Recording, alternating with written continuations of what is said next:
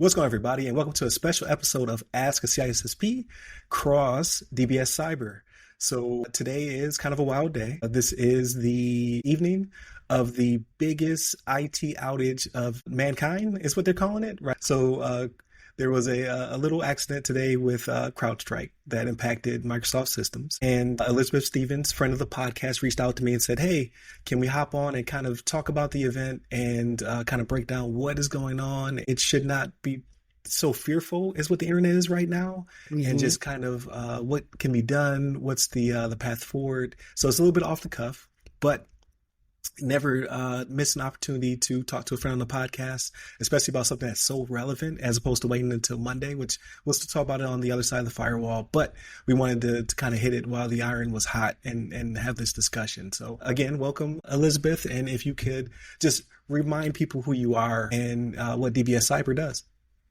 Thank you, Ryan, and thank you for popping on with me again. I am Elizabeth Stevens. I am a combat veteran, a single mom, a cybersecurity and AI specialist. My area of passion and the mission for my company is about protecting families. We do that through cybersecurity software. We do that through education, cyber university platforms. We do that through helping veterans in any way, shape, or form that we can.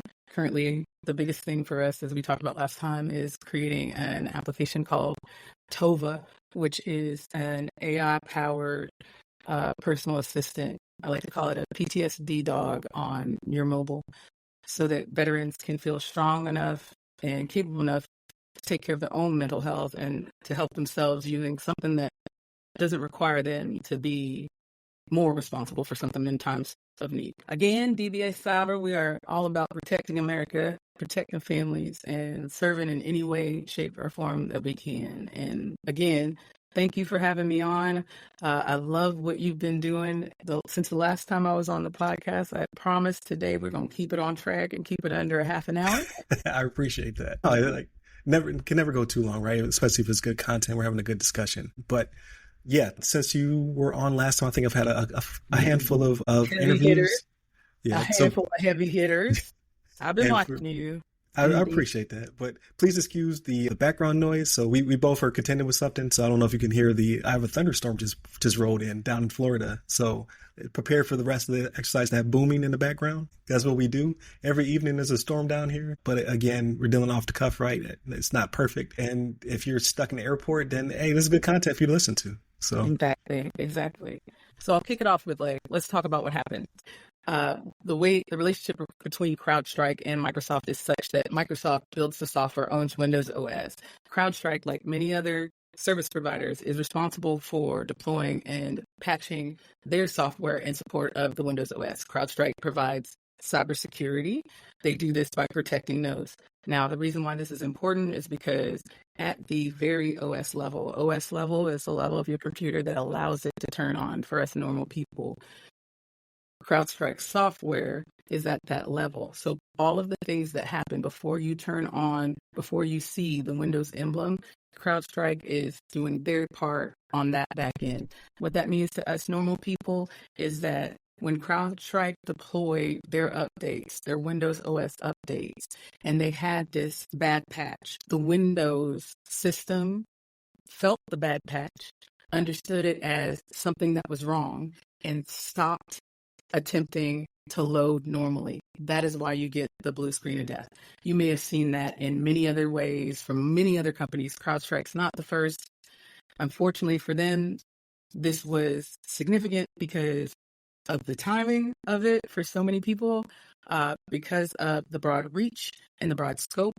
And as we all are now intimately familiar, Microsoft is in just about 80% of everything that we do, to include critical infrastructure, the FAA, for those of you that are stuck in airports right now, as well.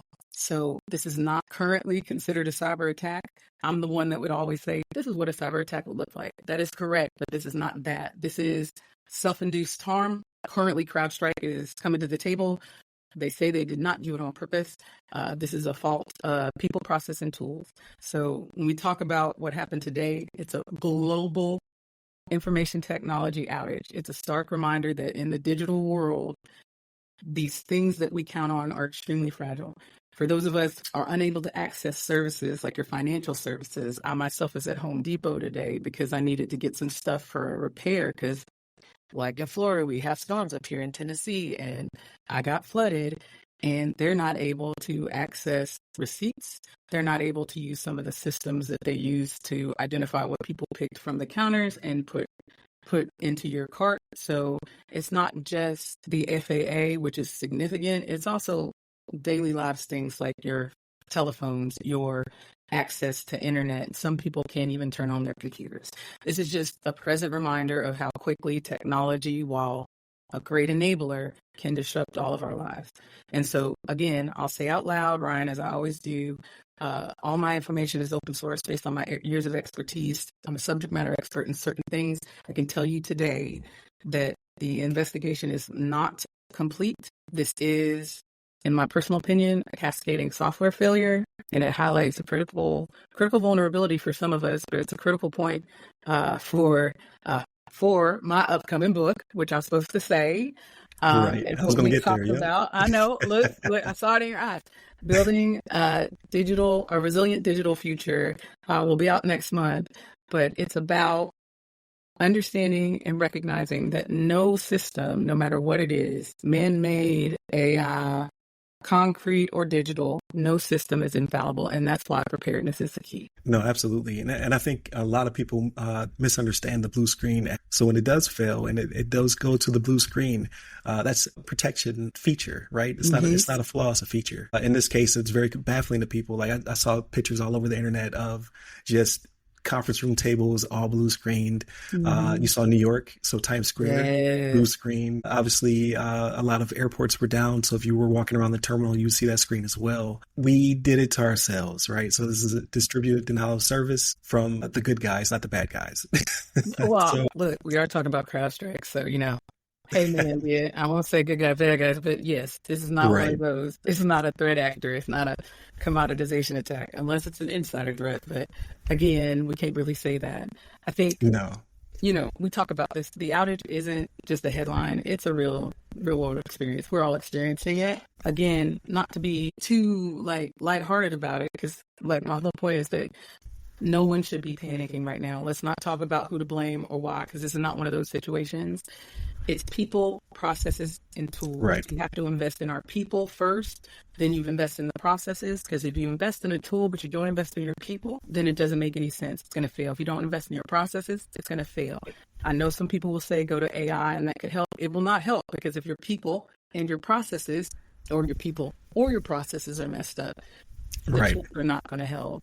And so I would say right now, for everybody out there that's nervous, stuck, doesn't know what to do, please take a deep breath and recognize that, yes, this is a huge issue. Yes, I do believe that the organizations responsible for this need to take a very hard look at their resilience, at their redundancy plans. But it's not just the commercial organizations that need to do that. It is also our government industry, our government agencies, especially the ones that have to do with healthcare, services, food, my favorite, women and children's services as well. If you are requiring your people through mandating requirements that end up being digital for medical or to receive services, now is a very stark reminder of what some of us have been saying for the last few years. You cannot do this without having a backup plan. As much as we in the military have our go bags, remember, you have to be prepared, right? The government needs to think through that too. And now's the time, because there's too much instability for some of us, for all of us, I would say. Remember, it's not just about protecting companies, it's about protecting ourselves. So we have to start creating our own digital go bag. As AT&T started to deprecate all of their hardwire lines, now people are going, I know myself, I was like, can I buy those lines then? Now people are going, what happens if the digital infrastructure goes down? We should have been talking about that before. Nothing's too big to fail. So staying connected for us as a global world, not just in America, is absolutely essential for so many reasons. We cannot wait for the next outage, purposeful outage or not.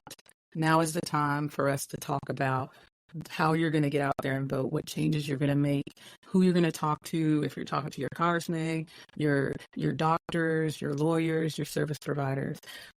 There's digital in everything we do right now. Cloud service providers, as much as they're regulated, maybe they need to be regulated more.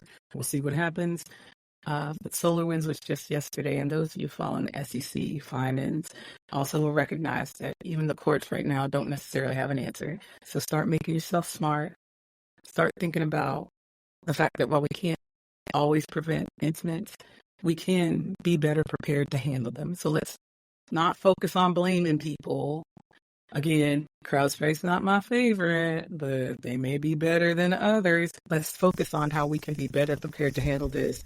Let's focus both as individuals and as a society. No, absolutely. And I'm glad you brought up that it did impact several different industries, right? So it wasn't just the FAA having to ground planes and what have you, but it also took down some hospitals, payment systems, like you said, for Home Depot. I didn't run into that, luckily. Everybody wanted to take my money today for I'm not gonna lie. I said as I went to the plumbing store today, and the guy's like, "Oh, we can't use your contact us." I was like, "That's okay." And I pulled out my old woman wallet with a little envelope in it that had my cash. And the guy looks at me. He must have been half my age. He was like, "Ma'am, we do take cash." And I'm like, "Thank goodness." Right. So, as much as we progress, as much as we move forward, we have to remember there's always a chance that we need to take a side stop. Hop off of the internet highway for a couple minutes. Remember what we need to do for our digital go bags. Everything that we talk about, I know this is not a cyber-focused podcast for us today, but this outage could be a purely technical issue, but it also could be a very human issue. No, absolutely. I can't think of the people right now that are stranded. If you're stranded without a fight, you're stranded because of this. You're also not able to access money. You have families in the airports right now. You have families that are trying to rent cars to get where they're going. Elderly people cut off from their essential services. Let's not forget, I have family members. They have insulin machines. You have dialysis machines, all of which are remotely updated. Some of the very specific and important adjustments to medication are done remotely right now. And the biggest part that is frustrating for me is that this fixes at the OS kernel level. That means that you can't fix it remotely. That means that people are going to start calling out and reaching out to their IT support at home and going, "How can you fix this?" And I'm not the one that's going to say no to my 60-year-old neighbor to the left or to the right. I'm going to go over there and try and help them. There's not enough of us, though. So when I say that, maybe the question should be, how are the organizations that are responsible for this? Yes, Microsoft. Yes, CrowdStrike. But also, yes, our public servants.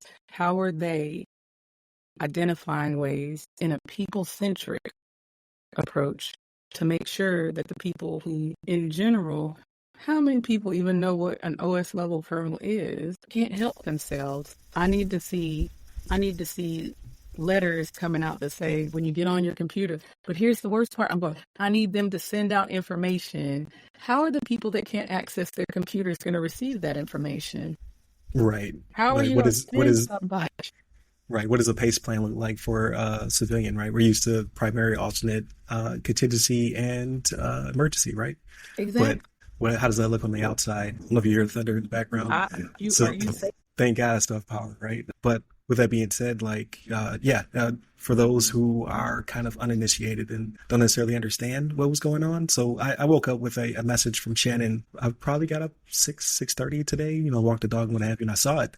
And I wasn't immediately impacted, right? I hadn't logged into work yet. I hadn't done certain things. And then once I did, it was more of the creature comforts. I was able to still do my job. But it was some of the things you kind of joked about off camera, my AI assistant called in sick today. But while it's out, Gemini and I would like to challenge you to a prompt off. So ChatGPT has COVID today.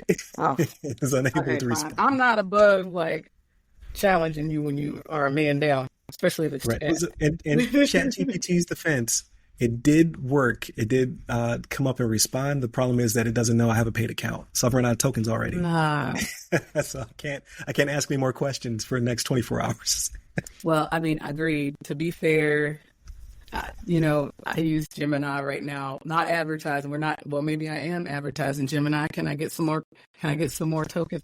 Right. Across the board, like it depends on where you are. Like, thank goodness for diversification. Some of the things that we do every day, just like you said, like we're talking about, like the app that we're talking about is about having a large language model there 24/7 to support veterans so they can tell their stories and talk the talk. So they only have to do it once. That language model goes down. Who are they talking to if they have a code red? Who are they talking to if, like, it's everything for us. I started my morning at like 4 a.m. with the first call Okay. from the UK Project Management Institute. I'm a volunteer. I'm their lead artificial intelligence, cybersecurity, and compliance Right. I saw that. volunteer. Congratulations. Thank you. It's a lot of work, but Don't say another hat. for my You have family, another hat on. right? I started with those calls, and I'm like, everybody, calm down, calm down. The whole point of that organization and the initiative that I'm leading is that we need to empower individuals with the knowledge and the tools to navigate everything that we're doing. Digital disruptions being one perfect example is today. It means we have, those of us, you, me, everybody that's out there that actually can talk the talk. It means that those of us with an understanding of cybersecurity, of systems engineering, of IT, of the language models, we need to make sure that we're engaging with our friends, our families, our communities. It's about us teaching and asking simple questions that will lead us to building steps in our communities to protect each one of us. Our personal information needs to stay safe for us.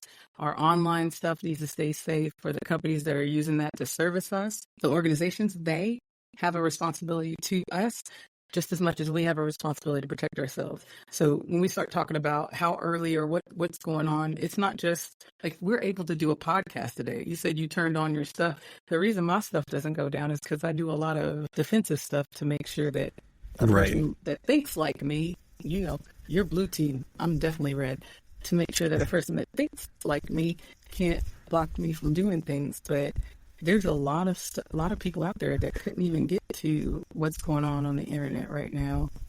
Couldn't get to what time am I supposed to be at my doctor's appointment. I think that's kind of like our technological privilege. You and I, we have this technological privilege because we've been able to do things and access things that maybe other people haven't. And bless you, because I love your podcast and I love what you're doing. And every day that I get to see something that you're putting on reminds me this is why, we're here to serve. And what you're doing should not be.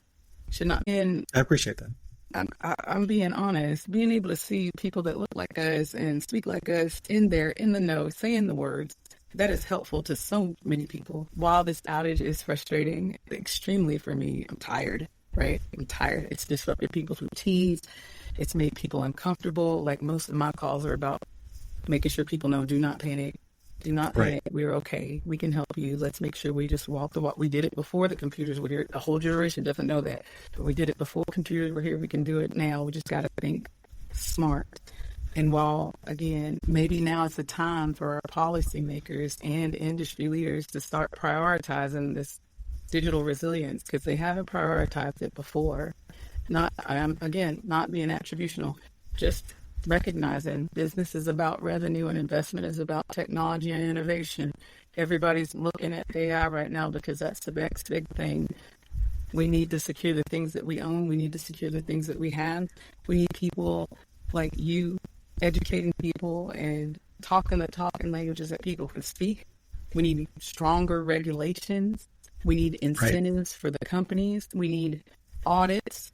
We need accountability for people that are taking the money of the government, which is taking our money, and in the cybersecurity realm, proposing and stating that they are competent and capable of increasing the number of cybersecurity workforce personnel, but have failed in the last 5 years. We need to look people in the industry and our officials squarely in the eye and say, now's the time for us to make a decision. Now is the time for us to prioritize our resilience as a people. If we talk about America, America's about being free and brave. Why? Because we're self-sufficient. We are willing to actually do the work. We're also historically willing to work together. And that is something that people may be forgetting right now. So if we can invest in each other right now, my neighbors will help me. I will help them, regardless of what the politics say, regardless Right. of what's on television. I'll reach out to you. You reach out and respond to me. We all have a role to play in this. That's what it's supposed to be about, greater transparency. So if you need help out there today, those of you that are stuck, I think about 20 minutes ago, I think they just grounded, the FAA is calling for them to ground all flights, which is probably the safest thing. Right. Yeah, that is very unfortunate. So I have some travel coming up, so I'm hoping that this is cleared. I can empathize with people who are probably stuck or they had plans or they're trying to figure out like how do I recoup things of that nature. Because we had a pandemic that did something very similar, right? Obviously not obviously, hopefully this will only be a day or two of impact as opposed to a year plus that the pandemic brought in. But so to slightly pivot, right? Because I like to also have have that show be somewhat lighthearted. I don't know if you were paying attention to the meme that was going around. So there's a gentleman called Vincent Filibuster. This guy made a meme shortly after the downfall of Crowdstrike and all the other things, where he put the background Crowdstrike behind him, and he said something to the effect like first day Crowdstrike pushed a little update, take an afternoon off, and then 40 minutes later he posted fired, totally unfair, and then he kept the joke going though, right? Yeah. So it went. I want to say go viral because that's awesome. It went viral. So currently he's sitting at 26.8 million views. And I was like, that's hilarious that he took advantage of it. What I did not know though is if you keep scrolling through the thread, he is a professional. So he is a trainer and teacher in digital citizenship, critical thinking, specialized in fake news and social networks, OSINT AI digital communication consultant. So he saw it happening and was able to quickly flip a photo. Like he took a photo, he showed how he made the photo. He showed all of the issues with the photo. Lovely. Like I was unable to crop this. I was unable to change this. My hand looks unproportionate because I took an AI filter to make this. So he broke down how he made the meme. And then how people easily fell for it, just using some of the basics he learned in class. Like everyone wants a villain. Everybody wants to be able to pin this on someone. Yeah. It's funny. So the people who actually get the joke perpetuate the meme, and the people who don't quite understand the joke and that it is joking take it and criticize it. And that just makes it continue to bubble over, right? So he's able to flip this issue into a teaching event for those who are still paying attention to his thread. And I was like, that is amazing that he was able to do that. Really? Especially because now what we're starting to see is the bad guys are starting to roll in. They're taking advantage of the situation as well. So there's a bunch of domains that are set up that look like CloudStrike domains with really trashy names, like just the people, because now it's on the tip of everybody's mind. Like, what's a CrowdStrike? I want to look into this. And they're out there trying to collect credentials and other things and pull people's PII because bad guys don't take the day off. No. So I do like that he was able to get ahead of this and hopefully has educated some people before the crash comes, right? And the bad guys start to lay traps and things of that nature. Well, I think that's the funny part, right? We're sitting here going, so we did this to ourselves. And if we didn't, because there's always a possibility that one corrupt file was actually corrupted by someone on purpose. It's possible. But mind you, think about this. The largest global IT outage. A couple months ago, we were unable to talk to each other because of telecom outages. This month, people couldn't buy cars because of a single company CDK. Right? CDK. The hospitals, that's a month ago. So in the last 3 months, we've seen the effects of the bad guys. Has it only been 3 months? It feels like 3 years. Well, for some of us, it's been 3 years. We're like, it's coming. Getting beat up left and right. And then with everything else going on in the world, people are forgetting that, like, the way that we beat them, the way that we defeat them is we act like we've always acted. Instead of, like, I'm in Tennessee. I know how y'all are now where you're at, but I'm in Tennessee. When the bad guys come and knock in, every Tennessean's supposed to knock on their neighbor's door and go, all right, we're ready to go. Let's go do this. And that's what we need to do, except it's not a physical fight anymore, right? Like, there's a lot of bad things happening, and they happen because the bad guys are faster. We have a responsibility, almost a comical one, like Beverly Hills Cop comical. Or X-Men 90, was it 97? I love Or that. 97, yeah. X-Men 97. But we have a responsibility to like make this a part of what we do and who we are. Because, I mean, at this point, if you haven't figured out as a major corporation that you're at risk, especially with some of the national security stuff going on, China doesn't have to attack us. If we don't have the proper processes, if we haven't invested in resilience, so what's worse? And I ask you guys out there, I'm talking to Ryan right now, but I ask you guys out here to think about this very, very specifically.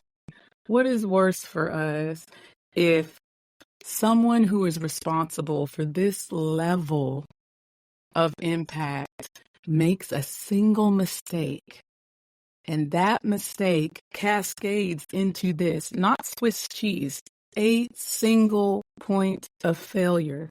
Those of you in the military know exactly what I'm talking about. A single, and in aviation, as a matter of fact, a single point of failure has done this. How difficult is it for an attacker to do the exact same thing? I say, let's think about this. Let's stop throwing blame. Let's talk about what the next steps are to ensure that this is not going to happen again. Let's talk about how do we enable CrowdStrike? Because right now we're looking at Microsoft going, exactly why do you have curl updates being automatically displayed? And this brings me to the point about AI. So right now people are going, this is why we need AI. This is why we need, no, this is why we don't need AI. Right, it's like the opposite. It's exactly the opposite. We need people. We need people to be invested in. We need people to be educated. We need people who are working for the companies who go, hey, I think something's not quite right and we need to look at it. Instead of being laid off, instead of dropping all the DEI people. Yeah, I was going to say that was the ancestors. Exactly. Right, really after DEI was dropped and Microsoft was dropped. Like, that's exactly what happened. Let's talk about this. We need people that are going to think, look, and say what needs to happen if you see somebody doing something. And because I will say it, there are times when someone will go, especially in IT, this is a problem. And the person that's the problem has been there for 20 years. And that person will sit back and rest on their laurels. And they will get rid of the person who said, hey, there's an issue.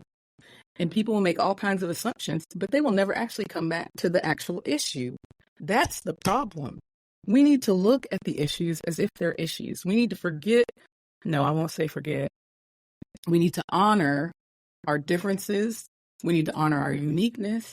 We need to recognize that diversity is not just about color. We need to recognize that there are things that happen every day that prevent people from receiving the information that they need to make the right decision.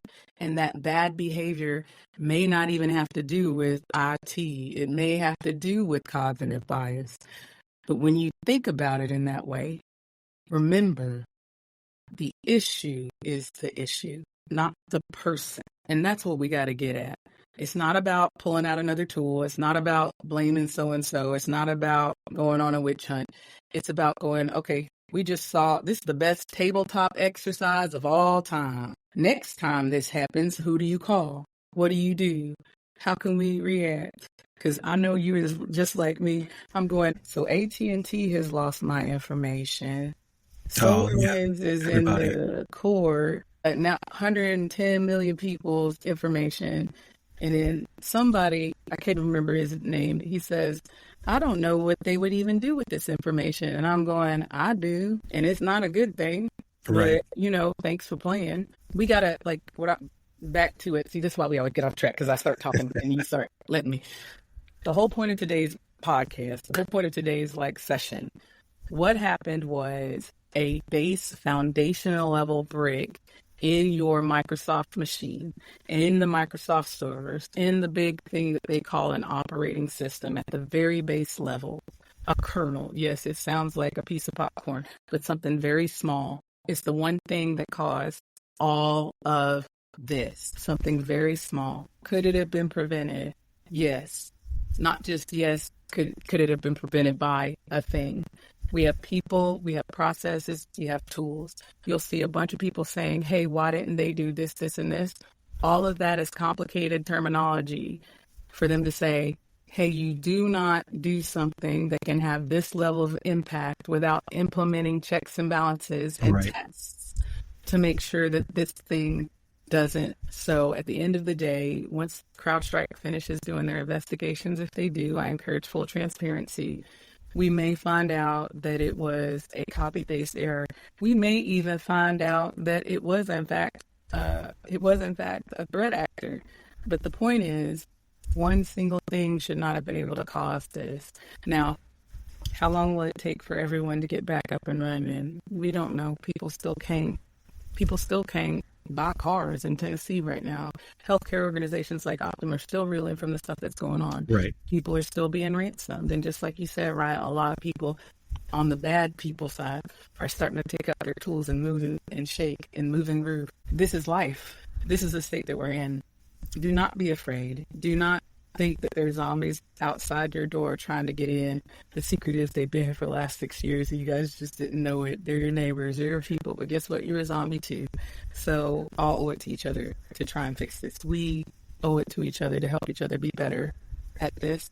Whether it's, again, like there's so many different things that people do. If you need to vote, if you need to write a letter, if you need to call your service providers, do what you think is right and what's inside of your ability. If you don't know what to do, do not panic. Call one of us. Find us. We're on so many socials.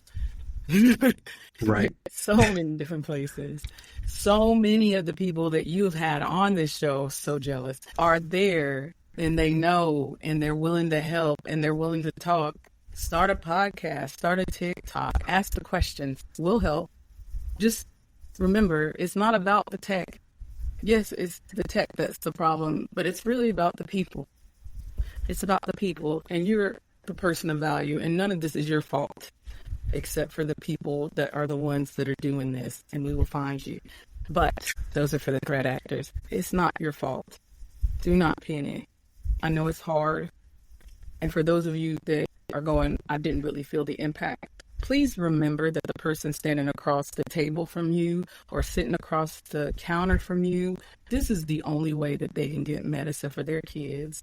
This is the only thing that they have that's going to allow them to be able to feed themselves, clothe themselves, and make it to the next day. This quite literally could be the difference today, because of this outage. The difference between keeping their home and losing their home, keeping their children and losing their children. I am asking from the bottom of my heart, please have some empathy for people in the next few weeks.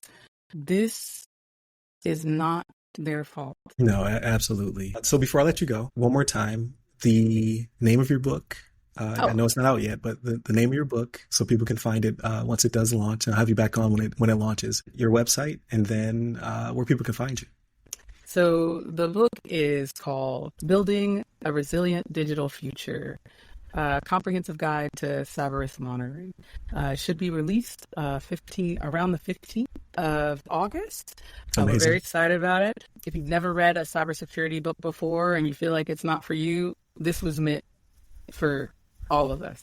So you can, if you pick up the book and you buy it, or you look at something and you say, I can't understand it, it's above my language, please come find me, because I'm in it for all of us.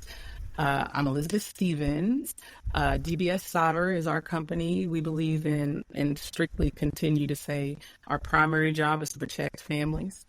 We do that through software services, consulting services, and we build some pretty cool stuff that has to do with both technology and the human-centered approach. I am at www.dbscyber.com. You can find us on LinkedIn, Facebook, and I think you can find us on Instagram because I'm posting there. And then one day soon, you'll be able to find us on TikTok as well. There it is. So definitely continue to tune in.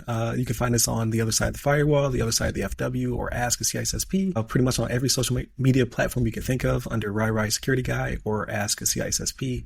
But yeah, just stay safe out there. Hopefully you can find some place to be comfortable, or you're starting to be able to move in some way or fashion, right, to get to your destination. Yeah, and just continue to tune in. Hopefully we'll have better 2024 news as the year rolls on, right? We'll start to get over all of these speed bumps closer to 2025. Stay safe, stay secure.